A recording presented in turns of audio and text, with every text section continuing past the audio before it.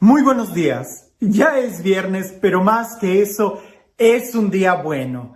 Es un día nuevo. Es un día lleno de oportunidades y este es el mejor día de tu vida. Por supuesto que lo es, porque el ayer ya pasó, no lo puedes vivir. El mañana todavía no llega.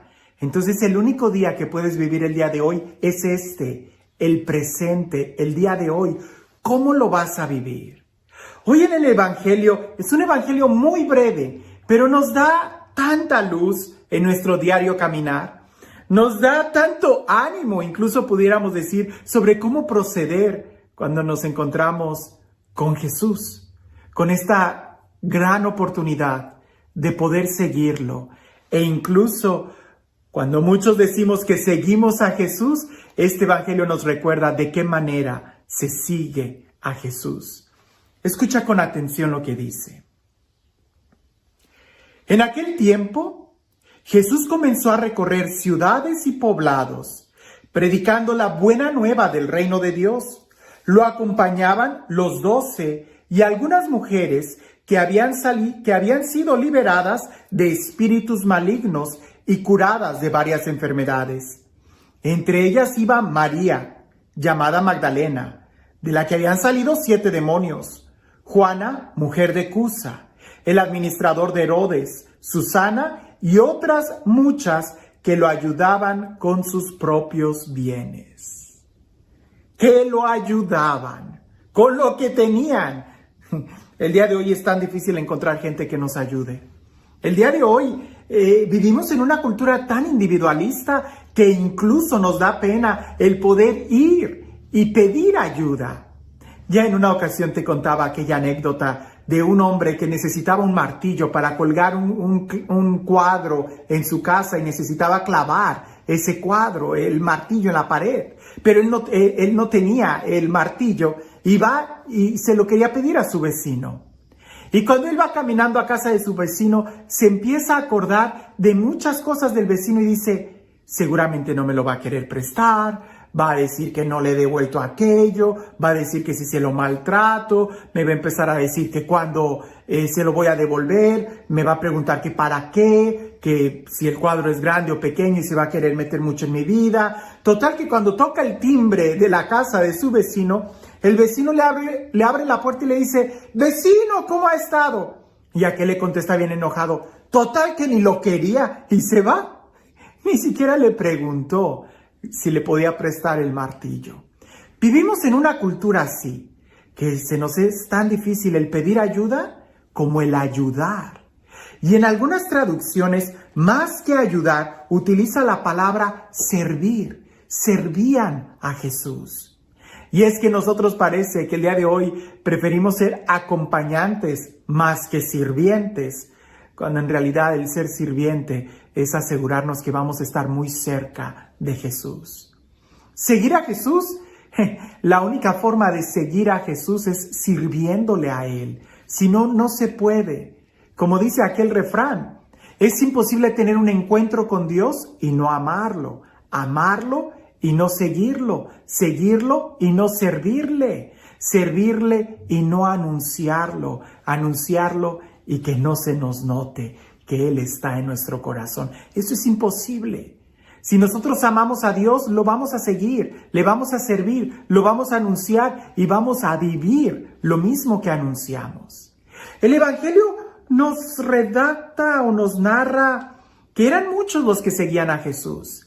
Y aunque no se atreve el evangelista a utilizar la palabra discípula para las mujeres que siguen a Jesús, el contexto está clarísimo. Los siguen los discípulos y algunas mujeres que los sirven. Es decir, Jesús también aceptaba a las mujeres como discípulas, como seguidoras de Él. Algo que era totalmente nuevo en aquella cultura, porque la mujer no era aceptada, pero Jesús sí las recibe. Incluso lo hemos visto en el Evangelio, cómo incluso las perdona. Nosotros sabemos que tenemos un Dios que nos ama, un Dios que no discrimina, un Dios que es misericordioso con cada uno de nosotros. Y eso nos da la seguridad de saber que Él siempre nos recibe. La pregunta es, ¿y nosotros estamos correspondiendo a ese amor? Todavía más quiero entrar a este tema del servicio, porque el servicio muchas veces pensamos que es ayudar al otro, pero se nos olvida un factor muy importante, que cuando nosotros servimos, el primero que se beneficia, ¿quién es? Nosotros mismos. Cuando tú sales a servir a alguien, si el otro lo recibe o no recibe la ayuda, eso está en segundo término.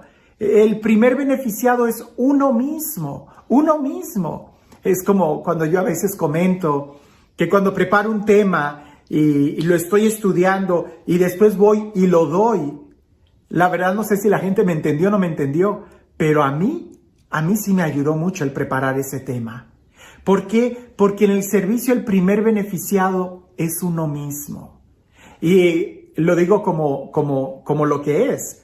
Es la mejor terapia, el salir y ayudar a alguien. Cuanto no más si se trata de Dios, que implica todo una disposición interior. No es solamente como ir y hacer una obra social en donde nada más vas y barres la calle o el parque o pintas las paredes, no, sino que cuando sirves a Jesús se debe de servir no solamente de manera exterior, sino también con toda una disposición interior, y eso implica toda la persona. Beneficios del servicio. Nada más piensa en esto. Si tú estás triste o estás padeciendo una depresión crónica o continuamente te sorprendes a ti mismo bien nostálgico y melancólico, el ponerte a servir te ayuda.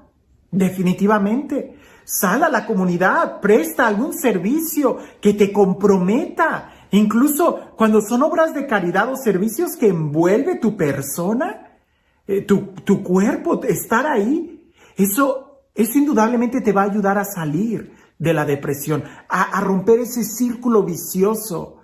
Porque cuando nosotros nada más estamos de que me sirvan, que me apapachen, que me quieran, lo único que hacemos es incrementar una conducta.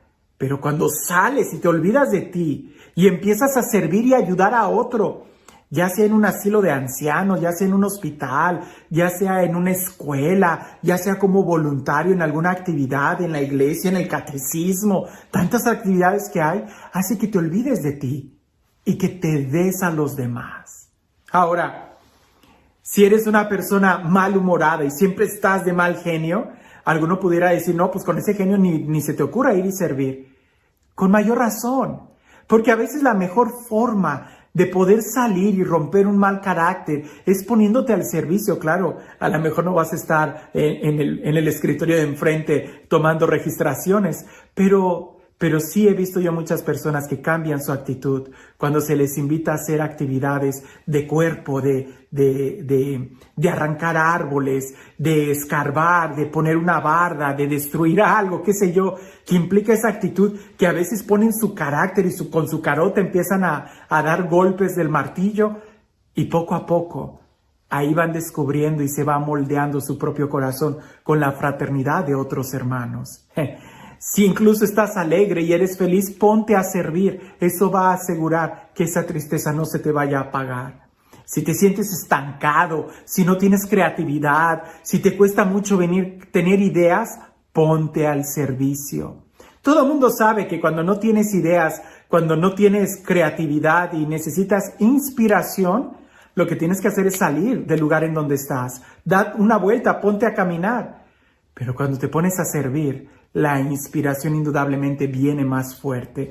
Esto lo hemos visto nosotros cuando servimos a algún retiro. Cuando salimos a servir en un retiro, los que servimos terminamos más llenos de Dios que incluso muchos participantes, porque el ponerte al servir hace que te llenes de esa inspiración, hace que te llenes de Dios.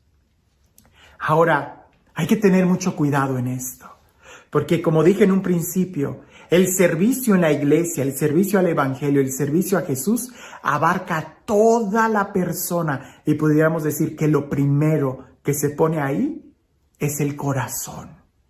Porque si nada más lo haces exteriormente, la línea divisoria entre servir a Dios y servirte de Dios es muy pequeña. Servir al ministerio y servirte del ministerio, la línea divisoria es muy delgada.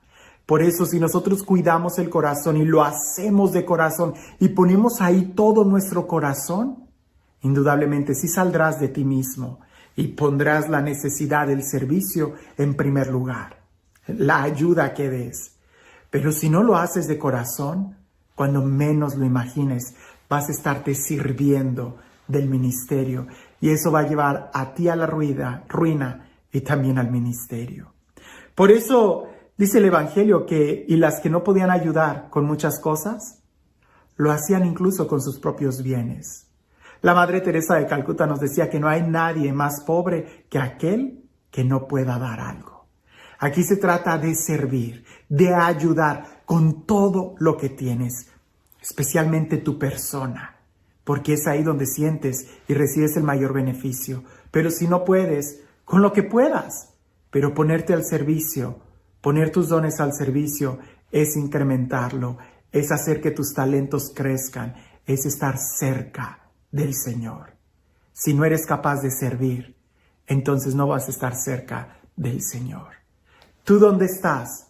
Y mejor aún, ¿estás sirviendo el día de hoy a tu comunidad, a tus hermanos, a tu iglesia? Si no, ¿qué esperas? Porque no te sorprenda que el día de mañana estés enojado, de mal humor, estresado o deprimido. Ponte a servir si quieres ver en ti cómo salen corriendo esos demonios. Porque las personas que eran liberadas servían a Jesús y nunca más fueron atormentadas por demonios.